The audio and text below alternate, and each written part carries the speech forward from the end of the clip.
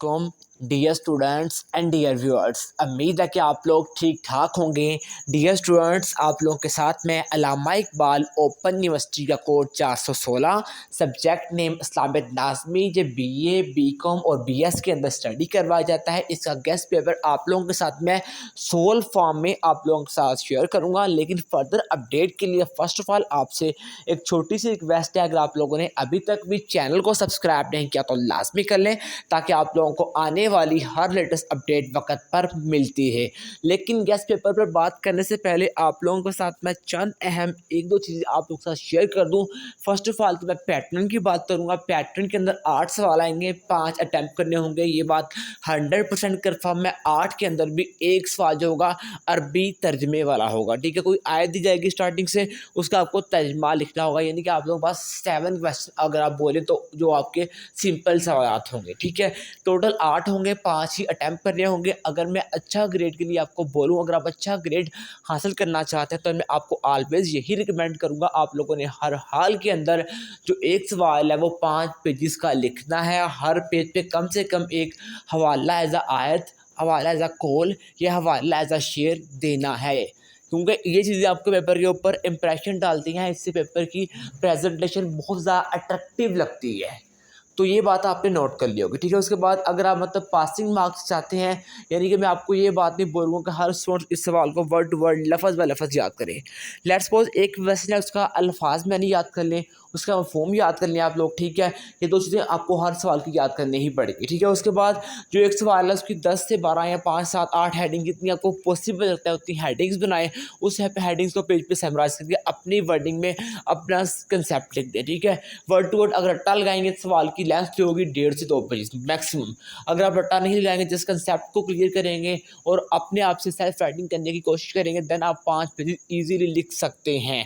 और टाइम भी आप लोग के पास सुपर होता है, 3 घंटे का टाइम कम टाइम नहीं है पेपर के अंदर, यानी कि बहुत ज़्यादा टाइम आपके पास मौजूद होता है।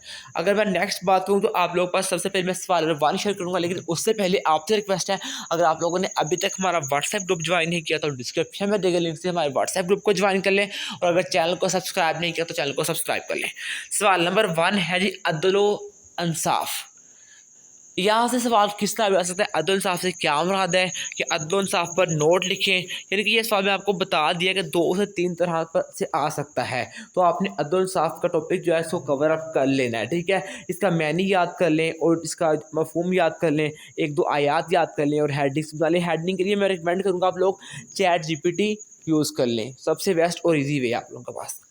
उसके बाद नेक्स्ट क्वेश्चन है जी तबलीग। तबलीग से क्या मुराद है, तबलीग के फ़ायदे क्या हैं, यहाँ पे आ सकता है इस्लाम में तबलीग के बारे में क्यों कहा गया, यानी कि ओवरऑल तबलीग के बारे में 4 से 5 सवाल आ सकते हैं।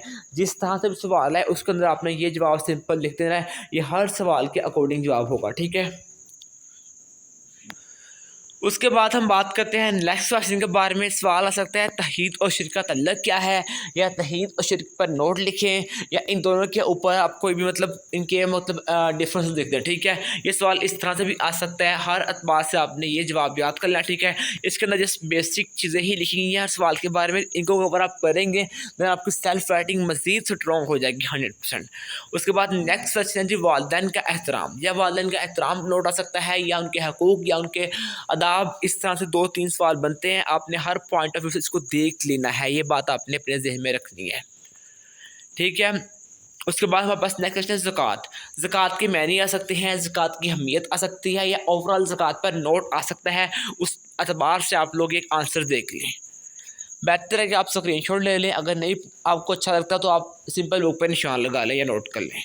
नेक्स्ट क्वेश्चन है जी आखिरत के बारे में। आखिरत के लग़वी असलाई मैनी, या आखिरत पर नोट आ सकता है, आखिरत से क्या मुराद है, आखिरत के मैनी और अहमियत और बयान करें, ठीक है। इस तरह से 2-3 सवाल से बनते हैं, मैंने आपको बता भी दिए। इसका ओवरऑल आप इसका आंसर ये देख सकते हैं। उसके बाद हमारे पास नेक्स्ट क्वेश्चन है अक़ीदा आखिरत की अहमियत। आखिरत का सेपरेट क्वेश्चन था, अक़ीदा आखिरत का क्वेश्चन सेपरेट है, और अक़ीदा आखिरत की अहमियत मोस्टली पेपर के अंदर आती ही है। उसके बाद हमारे पास नेक्स्ट क्वेश्चन है अनबिया की अतात क्यों ज़रूरी है। मोस्ट इंपॉर्टेंट मोस्ट क्वेश्चन है, अनबिया की अतात क्यों ज़रूरी है, आपने इसका आंसर देख लेना, ठीक है। उसके बाद अरकान इस्लाम, इसमें से किसी पर भी नोट आ सकता है, ज़कात पर, हज पर, ईद और सादत पर, यानी कि किसी भी टॉपिक पर नोट आ सकता है। बेसिक कंसेप्ट आपको दिया गया, ठीक है, इसको लें और इसके ऊपर चैट जीपीटी से, कहीं से, बुक से, हेडिंग से रीड करें 10 से 12, ठीक है, और सेल्फ राइटिंग पे फोकस करें, सिंपल।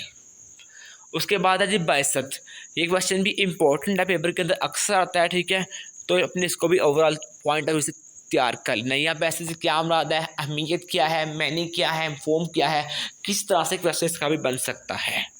उसके बाद वापस नेक्स्ट क्वेश्चन है जी दीन इस्लाम।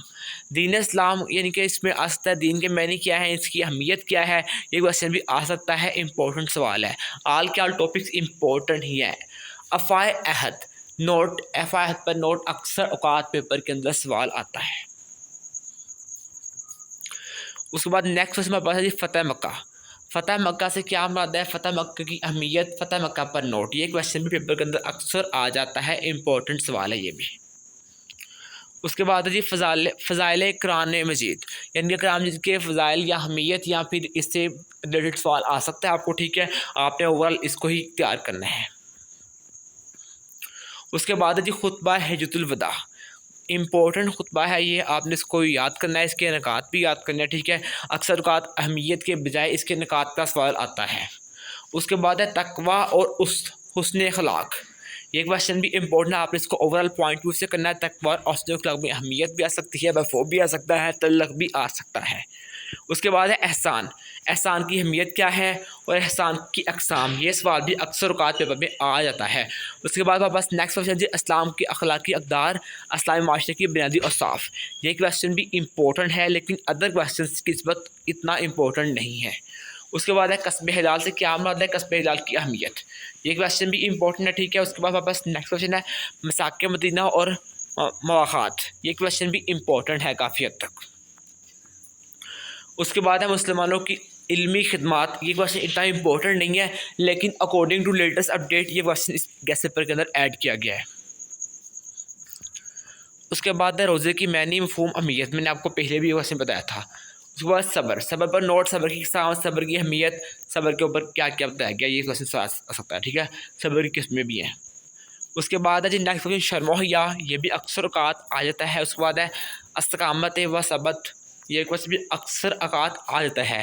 उसके बाद सादक से क्या मतलब, सादक की एग्ज़ाम क्या है, ठीक है, एग्ज़ाम पर सेपरेट नोट भी आ सकता है। लाख से सुन्नत की अहमियत या सुन्नत से क्या मतलब, ये भी इंपॉर्टेंट सवाल है, आपने फर्दर अपडेट के लिए चैनल को सब्सक्राइब करना है, ठीक है, शुक्रिया।